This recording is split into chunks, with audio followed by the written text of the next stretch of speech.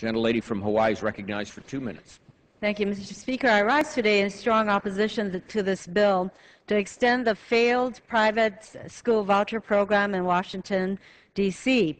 In this time of budget strife and cutbacks for public school districts all across the country, this is the wrong time to take federal money away from public schools and give it to private schools.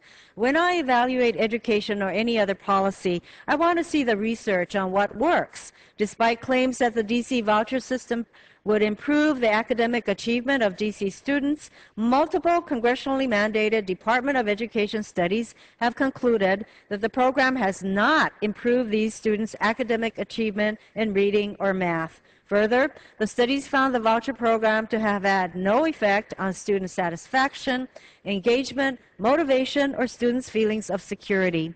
The studies found no significant impact on students' career aspirations, participation in extracurricular activities, homework completion, readiness for fun, or tardiness.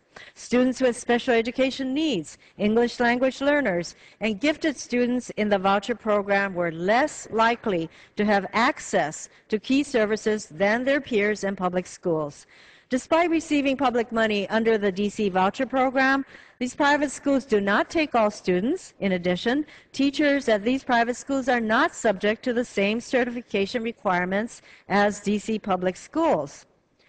This bill also makes an exception to the majority's own budget rules, which require that all legislation proposing new funding must slash funding from somewhere else. This bill adds $300 million to the deficit without any such offsets. These kinds of exceptions make a mockery of their own rules, particularly when there is little evidence to support the underlying bill itself.